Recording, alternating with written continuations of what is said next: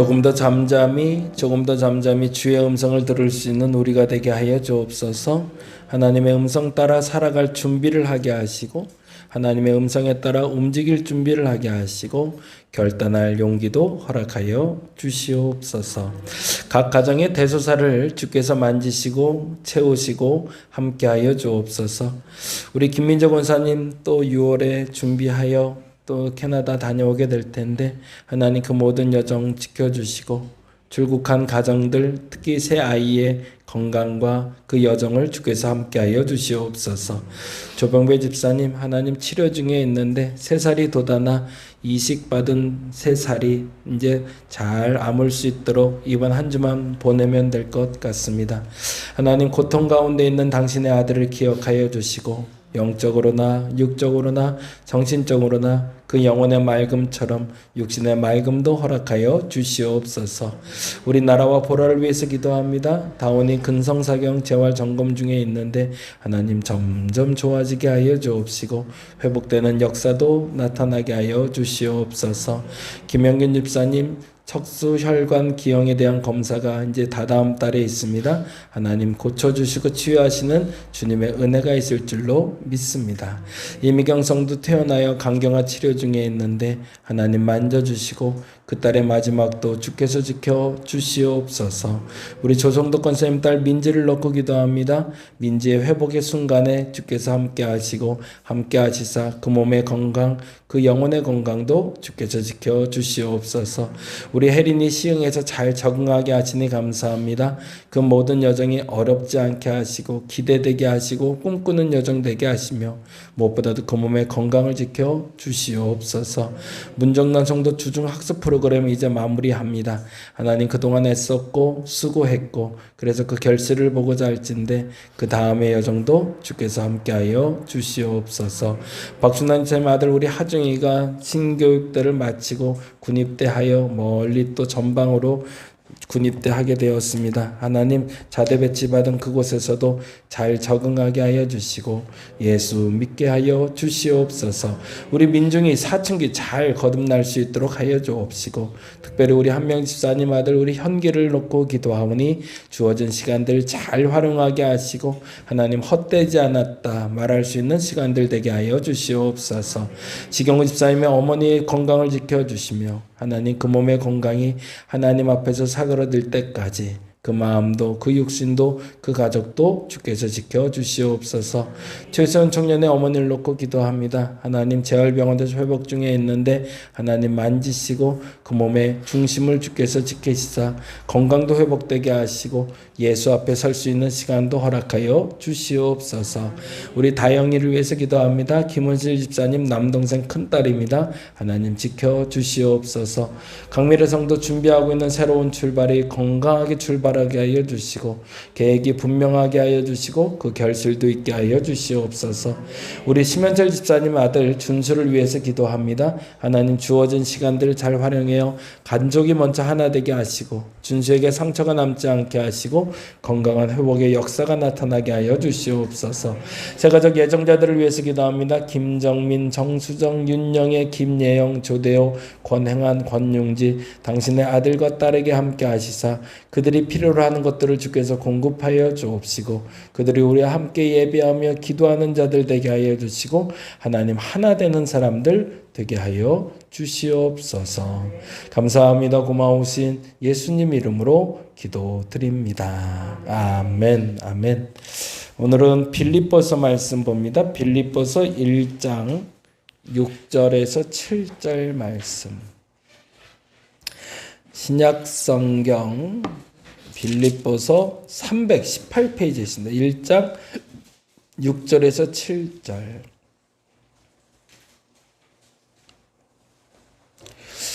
먼저 최소영 그러니까 우리 보라 친구 엄마 계속 기도했는데요.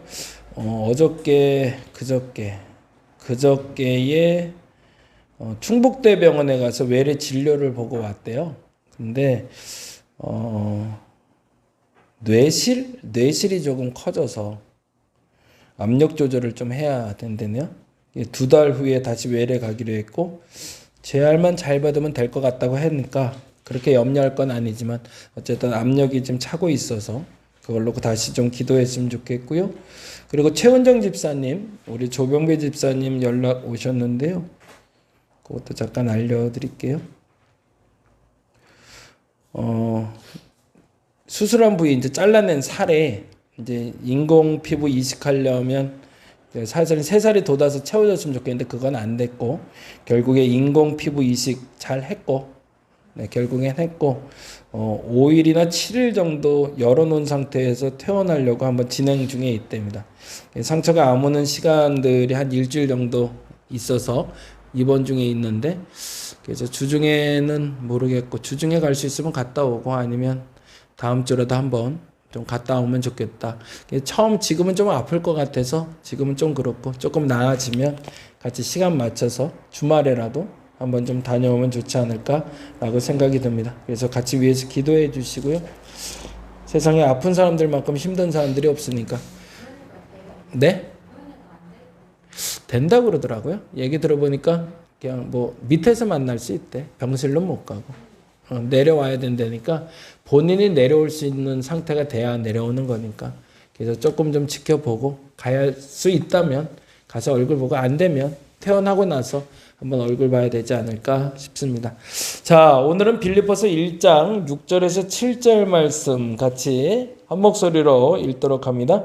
너희 안에서 착한 일을 시작한 이가 그리스도 예수의 날까지 이루실 줄을 우리는 확신하노라. 내가 너희 무리를 위하여 이와 같이 생각하는 것이 마땅하니 이는 너희가 내 마음에 있음이며 나의 매임과 복음을 변명함과 확정함에 너희가 다 나와 함께 은혜에 참여한 자가 됨이라. 아멘. 오늘은 코이노니아, 조금 어려운 단어인데 헬라어 코이노니아라는 단어, 교회 공동체에 대한 이야기 조금 좀 나눠봤으면 좋겠네요. 코이노니아라는 말의 뜻은 말 그대로 그리스어, 헬라어 코이노니아라는 단어인데요. 그 단어의 뜻은 다음과 같습니다. 친교, 공동의 참여, 교제, 공유, 합동, 그리고 기부, 그리고 교통이라는 단어와 같습니다. 그래서 제가 축도할 때 그렇게 하잖아요. 성부 하나님, 성자 하나님, 성령 하나님에 대해서 기도하죠. 이제는 우리 주 예수 그리스도의 은혜와 아버지 하나님의 극진하신 사랑하심과 성령님의 감화, 감동, 교통하심이라고 얘기하거든요. 그래서 이 코이노니아의 중심축은 사실은 성령께 있습니다. 그래서 우리가 교제한다라고 얘기할 때 그거는 서로 간에 대화하고 서로 간에 나누고 소통한다라는 의미도 있지만 그 중심축에는 성령께서 있는 것을 코이노니아라고 부릅니다. 그래서 제가 늘 강조하는 것 중에 말씀, 기도, 교제, 전도. 그래서 이걸 거룩한 습관이라고 이야기 드리는데 말씀과 기도는 개인 영성 생활이라고 얘기를 드렸고 그리고 교제와 전도는 공동체 영성이라는 얘기를 계속해요. 근데 이 교제라고 얘기할 때 이 교제는 성도, 곧 하나님을 아는 사람과 하나님을 아는 사람끼리의 만남인데 그 만남의 중심축에는 성령이 계셔야 맞아요. 교회 안에서의 모든 대화가 끊임없이 많이 이루어져야 되지만 어느 시점에 점점 자라나면 성령 안에서 교제할 수 있어야 됩니다. 이 말에 오해가 없었으면 좋겠는데 그래서 이제 예를 들 때 그렇게 얘기해 뭐 드라마 얘기하거나 정치 얘기하거나 어떤 경제적인 얘기, 부동산 산 얘기 뭐 이런 얘기 말고 신앙적인 얘기 해야 된다라고 이야기했는데 이 신앙적이라는 말이 참 모호한 단어잖아요. 그렇죠? 그럼 부동산 얘기하면 무조건 안 되나? 뭐 정치 얘기하면 무조건 안 되나? 그건 아니라는 거예요. 근데 전제가 있죠. 그 안에 성령이 있다면 가능하다는 얘기예요. 그러면 교제인 거예요. 정치 얘기를 하는데 불의한 정치인들에 대한 이야기하고 의로운 정치인들에 대해서 이야기해서 우리가 성령 안에서 어떤 선택을 해야 되는가라는 이야기를 하고 있다면 그건 올바른 성도의 교제. 근데 그 안에 성령이 없고 나와 너와의 대화만 나누고 있다면 이건 대화인 거죠. 그러니까 우리가 그리스도 안에서 교제한다고 했을 땐 성령님께서도 내 대화에 동참하고 있다. 그러면 성령께서 불편해하는 건 얘기하지 말아야겠죠. 예를 들어 그런 게 있잖아요. 이제 좌측으로 많이 기울어져 있는 사람들끼리 만나서 얘기할 땐 그 좌측에 기울어진 얘기를 하면서 신나게 얘기하는데 생뚱맞게 빨간색 우측으로 있는 사람이 갑자기 딱 왔단 말이죠. 그러면 말이 갑자기 멈추게 되죠. 왜 멈추게 될까요? 이 사람이 불편한 걸 아니까. 마찬가지로 똑같은 대화라는 거예요. 대화를 하다가 그 대화의 주제가 성령께서 영 탐탁하게 여기지 않으신다 그러면 멈추는 게 맞다는 거죠. 그런데 일상의 대화를 나누고 있는데 그 일상의 대화 속에서도 성령님의 동참함이 가능하고 성령께서 기뻐하신다 여기신다면 그게 바로 신앙적인 대화라는 겁니다. 그러니까 그 대화 중에 뭐 말씀이 어떻고 성령이 어떻고 그런 어떤 추상적인 단어를 안 쓴다 할지라도 내가 그래서 이렇게 생활하다가 하나님의 그러니까 아까 우리 잠깐 들어왔을 때 얘기한 것처럼 한 사람의 죽음 앞에서도 하나님의 도우심을 얘기할 수 있다면 그거는 우리가 맞는 코이노니아. 근데 만일에 그 해석의 입장에 있어서 하나님의 배제되어 있다면 그건 코이노니아가 아니라는 얘기죠. 그래서 우리 교회 안에서 장점이 우리 교회가 이제 식사하고 나서 식탁 교제가 참 잘 이루어지고 있는데 이 대화가 점진적으로 이렇게 성장해 갔으면 좋겠습니다. 그래서 하나님의 도우심을 내가 봤어. 그래서 하나님이 기뻐하시는 것 같아. 라는 결론으로 나올 수 있다면 그 대화는 더 풍성해질 겁니다. 그러면 전도는 뭘까? 그렇게 아는 내 안에 계신 성령님을 그들에게 전하는 거죠. 그래서 우리가 알고 있는 그 하나님, 그 성령님에 대한 교제가 얼마나 훌륭하고 아름답고 행복한지를 전달하는 과정이 전도. 그래서 하나님을 믿는 사람이 믿지 않는 사람에게 대화하며 성령을 전달하는 과정, 그걸 전도라고 얘기합니다.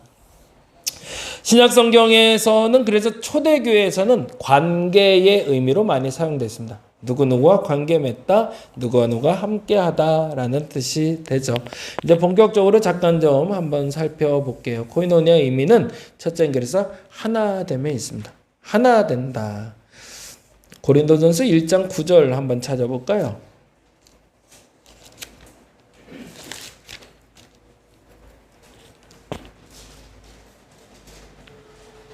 고린도전서 1장 9절 263페이지에 있는데 이런 말이 있습니다.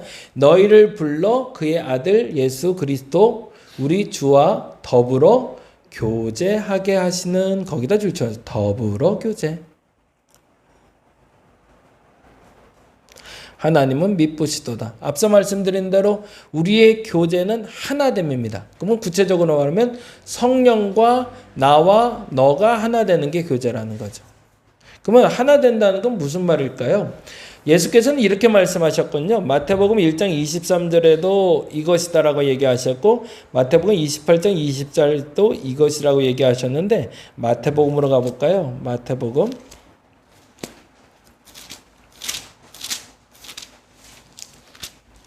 1장 23절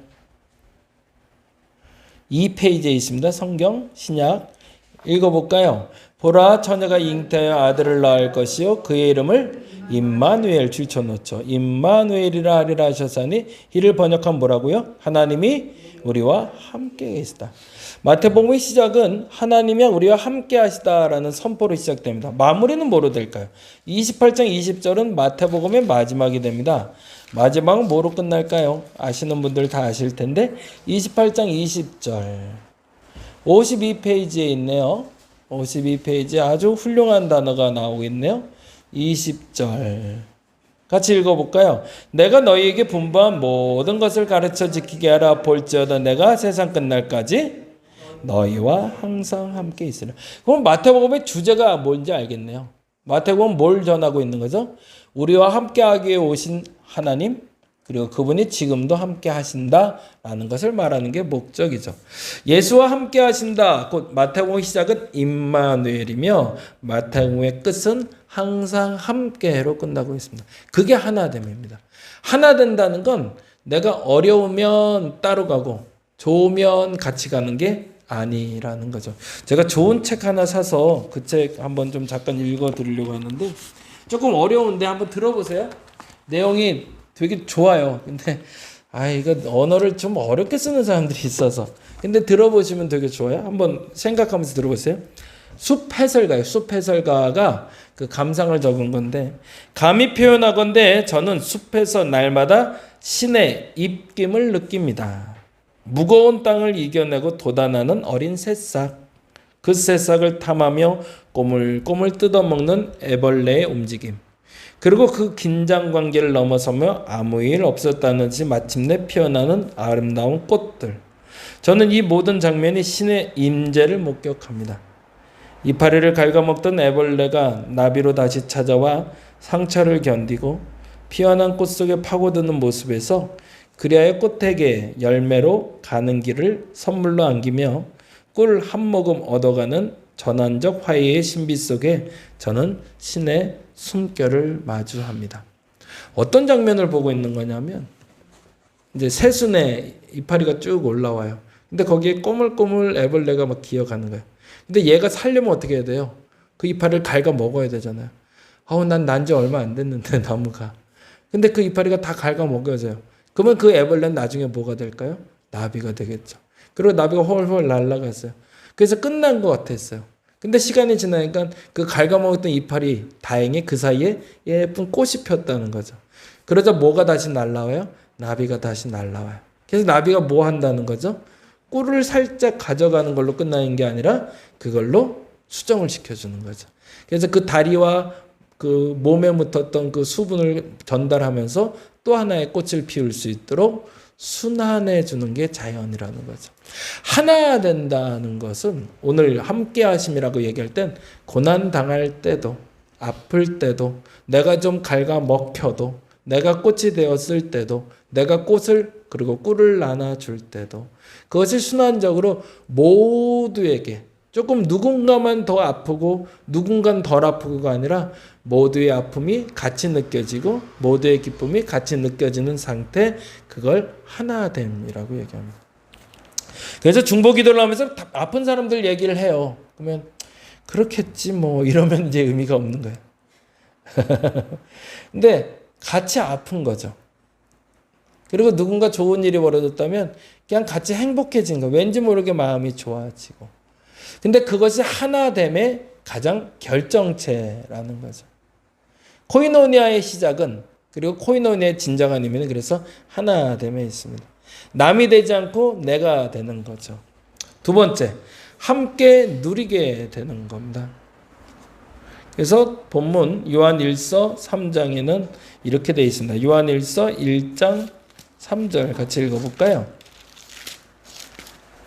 요한일서 1장 3절.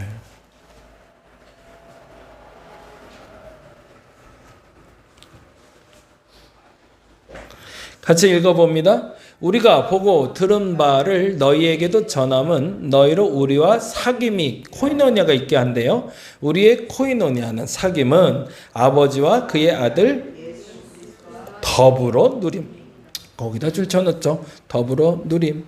더불어 함께 한다. 아까 말한 대로 아픔을 같이 나누고 슬픔을 나누는 것이 하나됨이라면, 그래서 우리에게 오는 기쁨을 같이 누리는 걸 우리는 코이노니아라고 이야기합니다. 그러면 함께 누리기 위한 조건이 있겠네요. 어떻게 하면 하나 될까? 어떻게 하면 함께 누릴 수 있을까? 그 시작은 세 가지인데요. 요한복음, 사도행전, 갈라디아서 세 개에서 나옵니다. 요한복음 15장 7절 한번 찾아보죠.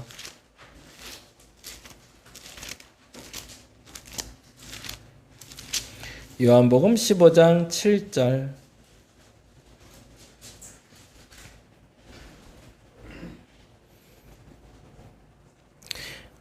신약성경 174페이지에 있습니다. 같이 읽어볼까요? 너희가 내 안에 거하고 내 말이 너희 안에 거하면 무엇이든지 원하는 대로 구하라. 그리하면 이루리라 라고 되어 있습니다. 무엇이든지 원하는 대로 가능해지는 날이 있네요. 그게 뭐죠? 너희는 내 안에 거하고 내 말이 너희 안에 거하면. 이 말을 한 단어로 얘기하면 뭐죠? 하나 되는 거죠. 내 말이 너희 안에 거하고 너는 내 안에 거한다는 말은 어느 작은 존재가 큰 존재 안에 들어가고 큰 존재가 작은 존재 안에 들어온다는 얘기가 아니라 너와 내가 하나가 되면 이라는 전제가 돼요. 그게 코이노니아죠. 너와 내가 하나가 되면 뭐든지 원하는 대로 골아요. 그리하면 이룬대요. 이게 코이노니의 조건이고 그리고 누림의 조건인 거죠.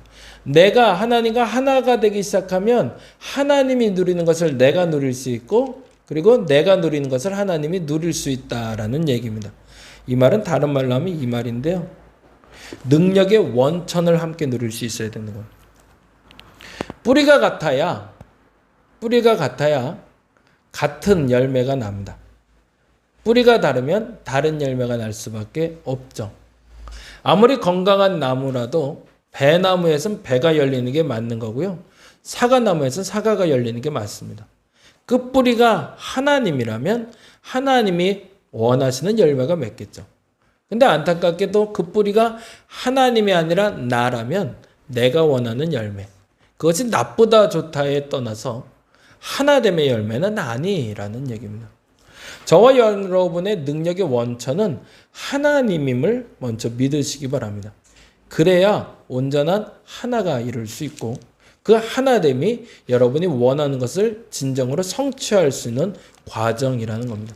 그래서 신앙생활에서 제일 먼저 필요한 게 너희는 먼저 그의 나라와 그의 의를 구하라. 그래야면 이 모든 것을 너에게 더하시리라 라는 하나님의 우선권, 하나님을 우선으로 삼고 그래서 그분이 원하는 것이 무엇인지를 발견하려고 애쓰는 것, 그래서 그분과 하나 되는 것, 그것이 나의 능력의 원천임을 믿는 것, 그것이 우리 누림의 시작이 된다는 거죠. 그러면 하나님은 내 무엇이든지 원하는 걸 응답하신다고 얘기합니다. 사도행전 2장 42절 또 뭐가 우리에게 기본적으로 필요할까요? 같이 찾아보죠. 사도행전 2장 42절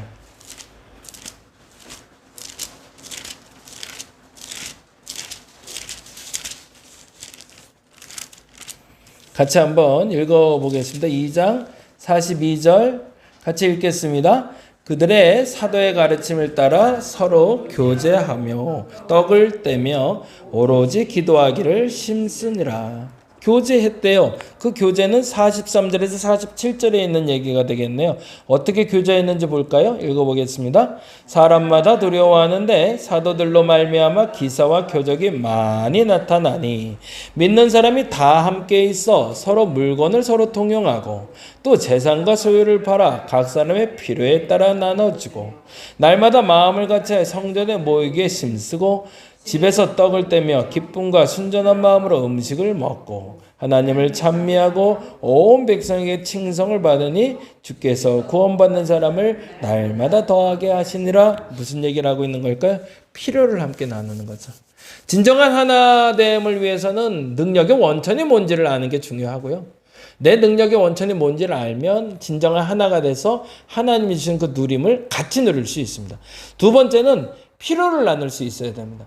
이 부분은 누군가의 필요를 위해서 내 물질을 헌신하듯이 하나님이 필요로 할 때 하나님이 필요로 하는 그 물질을 내가 공급해 드릴 수 있어야 된다는 거고 그러면 하나님이 내가 필요로 할 때 그 물질을 공급하신다는 거죠. 기브 앤 테이크가 이루어져야지 무조건 하나님이 내게 주시기만 하는 건 아니라는 얘기입니다. 근데 그 부분에 대해서 우리가 오해가 있어요.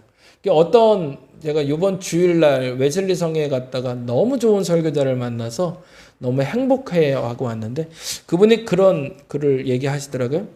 우리가 아는 어떤 좋은 책이었는데 기억이 안 나네요. 어떤 책인지 갑자기 제목이 생각이 안 나네. 그 책에 이런 단어가 나오는데 친구가 둘이 있는데 친구 하나가 죽음을 맞이해요. 근데 친구 하나는 성직자예요. 평생 이 친구를 전도하고 싶었는데 전도를 못했어요. 그리고 마지막에 이제 죽는 과정이에요. 근데 아주 유머가 있는 친구였나 봐요. 내가 이제 마지막 죽어가는 순간에 그 친구한테 그랬다는 거죠. 당신이 원하는 대로 내가 예수를 믿지 못했네. 미안해. 그러고서 이제 가려고 그랬대요. 나는 예수를 아직도 안 믿어지네. 신기하네. 라고. 그랬더니 그분이 그 표현을 했대. 친구가. 그 성직자가. 당신은 예수를 믿지 않고 있는지 모르지만 예수님은 당신을 믿고 계셔라고. 그의 삶을 통해서 그가 어떻게 살았는지를 그 친구는 알고 있었던 거죠. 비록 입으로는 나 교회 안 가.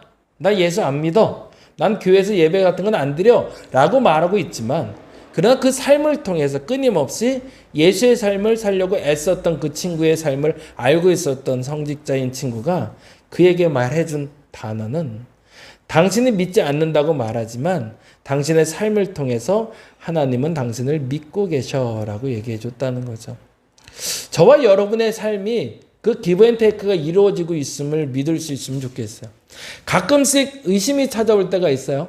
아닐 것 같고 이게 하나님 하는 게 맞나? 하나님이 통치하는 세상은 이러면 안 되지. 내가 하나님 믿는데 이렇게 살면 안 되지 않나? 그래서 불안해질 때가 있어요. 근데 그때 이 생각을 가지라니까.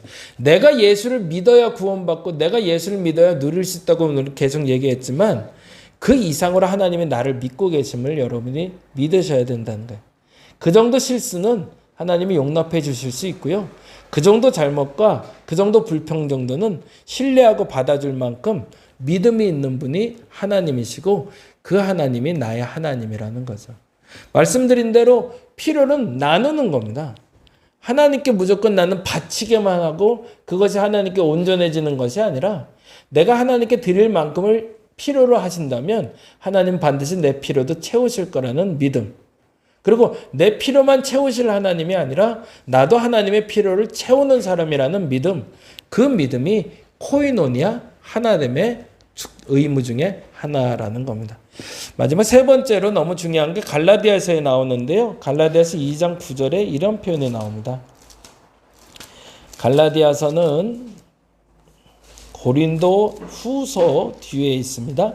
2장 9절.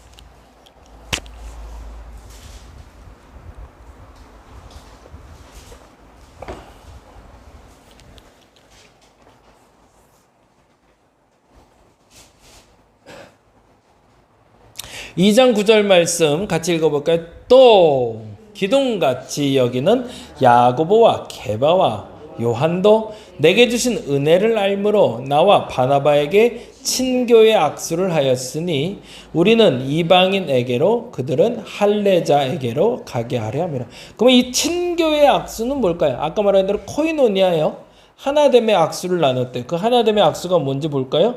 10절에서 13절 같이 읽어보죠. 다만 우리에게 가난한 자들을 기억하도록 부탁하였으니 이것은 나도 본래부터 심써 행하여 왔노라. 당연하게 사도 바울은 가난한 자를 위해서 애쓰고 살아왔대요. 그런데 11절 게바가 안디옥에 이르렀을 때에 책망받을 일이 있기로 내가 그를 대면하여 책망했대요. 왜 책망했는지 볼까요? 12절 13절 야고보에게서 그 어떤 이들이 이르기 전에 게바가 이방인과 함께 먹다가 그들이 오매 그가 할례자들을 두려워하여 떠나 물러가며 뭐 했다는 거예요? 베드로가 이방인이라는 걸 알고 도망갔다는 얘기예요. 복음 전하려고 하다가 그 사람에게 복음을 전하려는데 그 사람 헬라인인데 그랬더니 아이 그러고서 도망가 버렸다는 거예요. 양반인데 전하려는 사람이 백정이라는 걸 알고 도망가 버렸다는 얘기죠. 그래서 화가 나서 바울이 뭐라고 그랬대요. 그리고 13절 읽어볼까요? 남은 유대인들도 그와 같이 외식함으로 바나바도 그들의 외식에 유혹되었느니라 라고 얘기하며 뭘 얘기하고 있죠? 친교의 악수를 하였다는 말은 이러한 서로의 불편함을 나누며 뭐 했다는 거냐면 생각을 함께 누리게 되었다는 얘기를 합니다. 이 일이 서로 간에 책망하고 서로 간에 다투고 끝났다라고 하면 아무 의미가 없겠죠. 그러면 이거를 기록하지도 않았겠죠. 나중에 그래서 나는 게바와 결별했다. 그래서 나는 바나바 2번 다시 보지 않기로 했다. 라면 그건 친교의 악수가 아니겠죠. 그런 일이 있었음에도 불구하고 책망하고 권면하고 위로해서 우리는 생각을 하나로 만들었다라고 얘기합니다. 코이노니아의 근원은 예수 그리스도 안에서 교회 안에서의 교제의 시작은 하나님의 우선입니다. 하나님이 필요로 하고 하나님이 원하시는 것이 뭘까? 그걸 아는 사람은 무엇이든지 원하는 대로 구하면 그대로 이루어질 겁니다. 그러기 위해서 정말 필요한 건 우리의 필요가 무엇이고 하나님의 필요가 무엇인지를 아는 것이고 우리에게 어떤 생각을 갖고 있고 어떤 잘못된 생각을 어떻게 고쳐나가서 하나된 생각을 갖는 데에 있습니다. 그래서 그 생각이 하나가 되고 필요를 채움이 하나가 되고 무엇보다도 하나님과 마음이 하나가 되면 하나님은 약속하십니다. 무엇이든지 원하는 대로 구하라. 그리하면 이루리라. 그래서 이 코이노니아의 강점은 하나님이 교제하고 나누라는 것이 목적이 아니라 그것으로 뭘 하고 싶은 거죠? 하나님이 우리의 필요를 채우고 우리의 생각을 하나 되게 하셔서 우리가 원하는 것들을 채워가게 하는 게 목적이신 거죠. 그러니 하나님은 우리가 잘 되는 게 좋으실까요? 안 되는 게 좋으실까요? 잘 되는 걸 좋아하세요. 우리는 마냥 가난해지고 우리는 궁핍해지고 하나님의 나라만 확장되기를 원하는 분은 아니세요. 우리도 함께 잘 되기를 원하세요. 근데 그 잘됨의 기준은 앞서 말한 대로 하나님과 같은 마음, 같은 생각, 같은 필요를 가지고 있는가라는 거죠. 그래서 우리가 이렇게 선포할 수 있으면 좋겠습니다. 예수와 함께 더불어 함께하며 능력과 필요와 생각을 함께 누리게 되는 것이 코이노니아, 우리의 대화라는 걸 알고 여러분의 대화가 바뀔 수 있으면 좋겠습니다. 오늘 주님이 필요로 하는 게 뭘까? 오늘 당장. 앞으로 하나님이 원하시는 게 뭘까? 하나님이 원하는 세상은 뭘까? 그 능력의 원천은 하나님의 생각입니다. 그래서 그 필요를 어떻게 채워야 될까? 그래서 그 생각을 우리는 어떻게 하나로 만들어야 될까? 그것을 만들어내고 하나 될 수 있는 저와 여러분 되었으면 좋겠습니다. 그래서 사도 바울은 이렇게 고백하죠. 1장 6절인데요. 같이 읽어볼게요. 1장 6절. 너희 안에서 착한 일을 시작하신 이가 그리스도 예수의 날까지 이루실 줄을 우리는 확신하노라. 그러면 그 착한 일은 뭘까요? 지금 말씀드린 코이노니아, 하나님과 하나됨이죠. 그리고 그것을 시작하신 예수께서 지금 그 날이 이루어질 때까지 함께 하시며 너희의 교제 가운데 함께 하실 것이기에 나는 그 일이 반드시 이루어질 것이라 믿는다는 거죠. 저도 믿습니다. 우리 다림목교회가 그렇게 성장했으면 좋겠어요. 어떤 교회랑도 똑같은 교회의 모습을 갖고 있어요. 오히려 다른 교회보다 예배도 적고요. 모임도 적고 사람도 적어요. 근데요, 이 적은 인원, 적은 시간, 적은 모임을 통해서 훌륭한 교제가 일어났으면 좋겠습니다. 진짜 교제. 앞서 지금 말씀드린 대로 그 착한 일을 시작하신 이께서 우리 다림목교를 통해서 그 일을 성취하는 그날까지, 더 정확히는 우리의 눈으로 진짜 성령 안에서의 교제는 이런 것이야 라고 남들이 와서 경험할 수 있는 교회, 그런 교회가 되기를 간절히 바랍니다. 기도하겠습니다. 하나님, 착한 일을 함께 이루게 하여 주옵소서. 진짜 교제가 무엇인지를 세상에 드러낼 수 있는 그리스도인들 되게 하여 주옵소서. 예배 잘 드리고 밥 잘 먹고 수다 떨고 가는 게 끝처럼 보이지만 예배를 통해서 하나님 만나고 식탁 교제를 통해서 서로 간에 교제하며 서로 간에 수다처럼 보이는 그 만남이 코이노니아로 변모돼 가게 하여 주옵소서. 하나님의 생각이 내 생각이고 내 생각이 하나님의 생각이요 라고 말할 수 있는 저들 되게 하여 주옵소서. 내 능력의 원천은 하나님이요 라고 말할 수 있는 저들 되게 하여 주옵소서. 그리고 무엇보다 서로의 필요를 채우며 서로의 생각을 하나로 만들어가는 저들 되게 하여 주옵소서. 분열된 생각으로 뿌리뿌리 흩어지는 사람들이 아니라 하나됨으로 말미암아 진정한 코이노니아, 하나님의 나라를 성취해가는 우리가 되게 하여 주시옵소서. 감사합니다. 고마우신 예수님 이름으로 기도드립니다. 다 같이 기도하고 돌아갑니다. 하나님 감사합니다. 하나님 이루어 주셔서 당신의 뜻을 이루어